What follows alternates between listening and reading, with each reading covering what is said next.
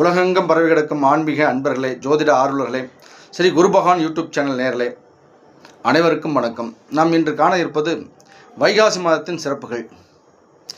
இந்த வைகாசி மாதத்தை நாம் மாதவ மாதம் என்றும் சொல்கிறோம், வசந்த மாதம் என்றும் சொல்கிறோம். அது என்ன வசந்த மாதம் என்றால், ஆன்மீக விழாக்கள், ஆன்மீக சிறப்பு பூஜைகள், இதுபோல் ஒவ்வொரு ஊரிலும் ஆகட்டும், ஒவ்வொரு கோயிலாகட்டும், இந்த வசந்த காலம் என்பது கோயிலில் ஆன்மீக விழாக்கள் பெருகியிருக்கும்.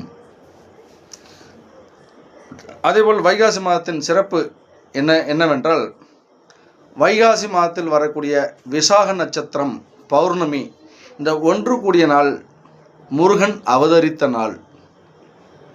அதனால தான் நாம் என்னென்றால், முருகன் கோயிலில் இந்த விசாக நட்சத்திரத்தன்று சிறப்பு பூஜைகள்,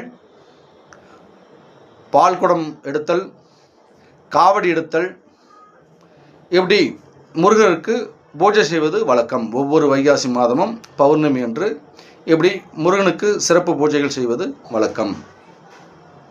அதேபோல் கிராமங்களில் நீங்கள் பார்த்தீங்கன்னா, அந்த விவசாயம் செஞ்சு அவங்க அறுவடை பண்ணி கையிலையும் காசு இருக்கும். அப்போ அந்த ஊரில் பார்த்திங்கன்னா ஒரு சின்ன சின்ன முருகன் கோயில் இருக்கும். அந்த ஊர் மக்கள் எல்லாம் ஒன்று சேர்ந்து வரின்னு சொல்லுவாங்க, அந்த வரியெல்லாம் வசூலித்து சிறப்பு பூஜை யாகத்தை நடத்துவது உண்டு ஒவ்வொரு வைகாசி மாதமும். அதேபோல் வைகாசி மாதத்தின் இன்னொரு சிறப்பு என்னவென்றால், கங்கை கரையில் சென்று நாம் நீராடி வந்தால் 7 ஜென்மங்கள் பிடித்த பாவங்கள் பறந்தோடும் என்பது ஐதீகம்.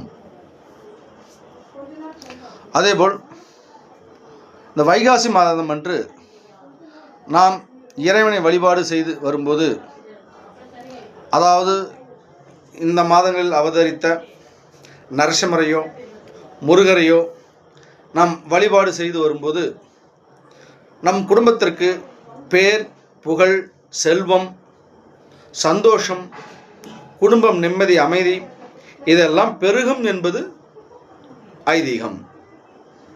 ஆகையால் நண்பர்களே, அன்பர்களே, உறவுகளே, இந்த வைகாசி மாதத்தன்று நரசிம்மரையும் முருகரையும் ஆலயத்தில் சென்று வழிபட்டு உங்கள் குடும்பத்திற்கு பேரும் புகழும் எண்ணற்ற செல்வங்களும் பெற வேண்டும் என்று இந்த ஸ்ரீ குரு பகவான் யூடியூப் சேனல் விரும்புகிறது.